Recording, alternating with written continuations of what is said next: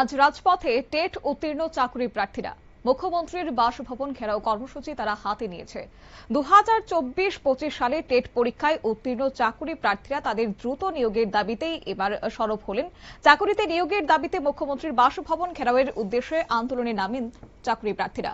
এদিন আগরতলায় মিছিল করে মুখ্যমন্ত্রীর বাসভবনের দিকে এগিয়ে যাওয়ার চেষ্টা করলে আগরতলা মহিলা কলেজের সামনে পুলিশ তাদেরকে পথ আটকে দেয়। আর এই ঘটনাকে কেন্দ্র করে একটা উত্তেজনা তৈরি হয়েছে সাময়িক। তবে আন্দোলনকারীদের দাবি হচ্ছে টেট পরীক্ষায় উত্তীর্ণ হওয়ার পর দীর্ঘ সময় পেরিয়ে গেলেও এখনো পর্যন্ত নিয়োগ প্রক্রিয়া সম্পূর্ণ হয়নি। শুনুন সেই আন্দোলনকারীদের বক্তব্য।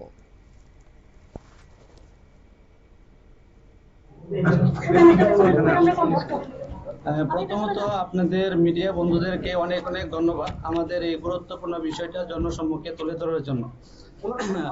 বিষয়টা হলো আমরা আজকে প্রায় 2 বছর ধরে কখনো টিআরবিটিতে, কখনো শিক্ষা দপ্তরে, কখনো আমাদের এলিমেন্টারি ডিপার্টমেন্টে আন্দোলনের মাধ্যমে একটা ডেপুটেশন দিচ্ছি, কিন্তু কোনো জায়গা থেকে আমরা সদুত্তর পাচ্ছি না।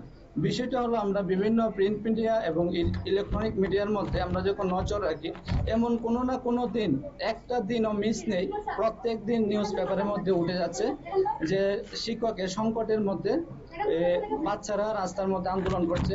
এখন এমনও দেখা যাচ্ছে যে গার্জেন তারা স্কুল তালা দিয়ে দিচ্ছে শিক্ষক নেই না থাকার কারণে।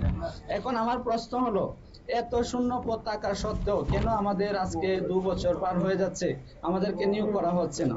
আমরা এত কষ্ট করে পড়াশোনা করেছি, 12-এ 50%, গ্রাজুয়েশনে 50%, তারপর মাস্টার ডিগ্রি, তারপর বিএড, তারপর টেট পরীক্ষা, এতগুলি পরীক্ষা দেওয়ার পরেও আমাদের বয়সের উত্তীর্ণ হয়ে যাচ্ছে। যারা বয়স উত্তীর্ণ হয়ে যাবে তারা তো নিয়োগপত্র পাবে না। তো একদিকে স্যার বলছে টেট পাস মানে চাকরি নয়।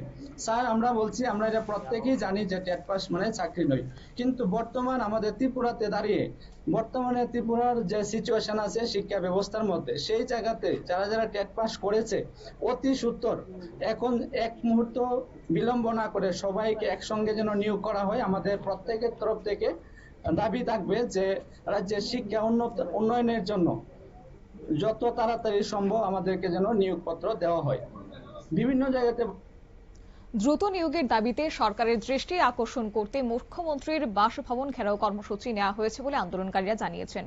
অন্যদিকে আন্দোলনকারীদের মুখ্যমন্ত্রীর বাসভবনের দিকে এগিয়ে যাওয়া রুখতে সেখানে নিরাপত্তা বাহিনী জোরদার করা হয়েছে ব্যবস্থা। মুখ্যমন্ত্রীর বাসভবন সংলগ্ন এলাকায় মোতায়েন করা হয়েছে অতিরিক্ত পুলিশ এবং নিরাপত্তার রক্ষী।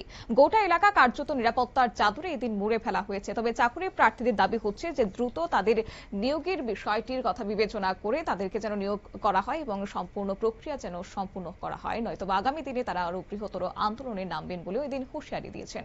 নিয়ে নিচ্ছে ছোট্ট একটি বিজ্ঞাপন বিরতির সঙ্গে থাকুন।